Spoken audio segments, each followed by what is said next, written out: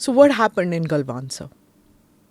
As I said, we have been always patrolling up to PP 15, but they were trying to stop us from going to a traditional patrolling point.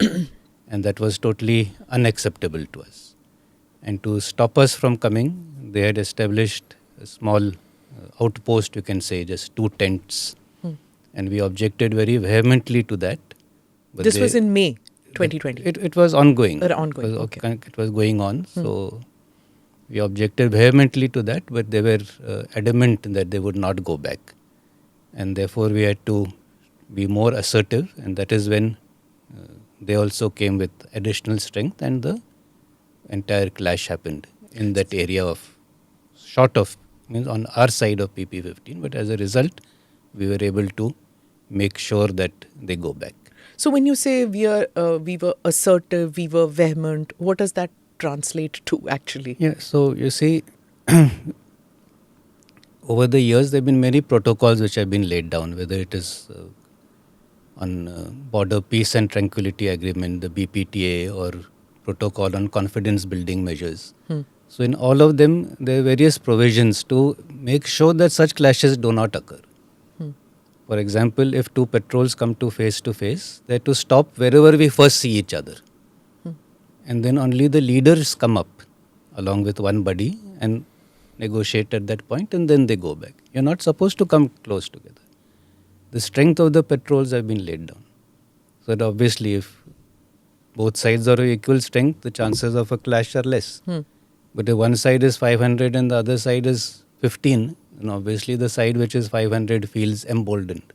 So over a period of time, they were violating one by one all the provisions of those agreements. So at some point, we had also to counter them. If they were violating, then obviously we had to take countermeasures. That is what I mean by we were more assertive and not taking things lying down.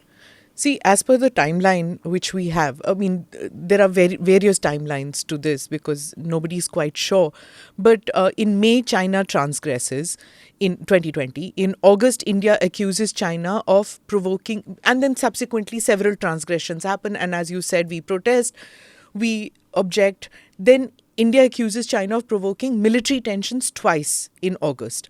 China denies, blames India for standoff. In September, China accuses India of firing shots at its troops. And then exchange of fire, first time in 45 years, happened.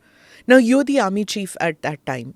What was going on in your mind? Because were you then at that time, because you've said several times that you have to be prepared for war. As an army chief, you have to prepare your troops for war. So were you prepared for war at that stage with China?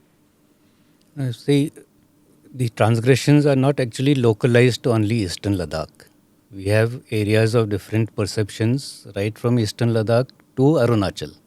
And these transgressions are happening from time to time in various places. In Eastern Ladakh, in the central sector, Barahoti, in Sikkim, in Arunachal.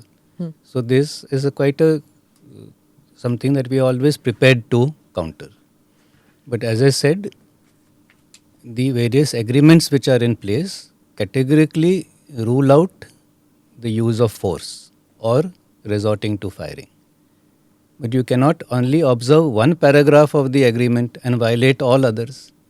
So if you have violated all the others, then I am free to fire. So you cannot accuse me of firing when you have done all the violations. Does that mean you will come with 5,000 people and I will just keep sitting? Obviously I will fire. And that is what they were scared of. And that is the moment we opened fire, they realized that they made a mistake, and this whole gamut of this border agreement has gone to a different level altogether. And that is what imposed caution on them. For the first time ever, they were cautious that this tactics or this strategy of theirs of trying to overwhelm by superior force will not work in the face of India retaliating or opening fire. You said the Chinese had put up tents and we opposed that vehemently. And so during Galwan, when we took action, those tents have been now pushed back? Yes. We did it successfully. The team led by Colonel Santosh Babu and his men, they pushed back the Chinese from that position where they had pitched their tents. It was not so clear cut as it seems now. So there was a period when they tried to push them back. They were still there. And then as a result of the talks which happened thereafter, and 10-15 rounds of talks took place. And then in every round of talks, we agreed to disengage from where we were. And as a result of that disengagement, now the status quo has been restored. In all the locations, sir? In all the locations, yeah.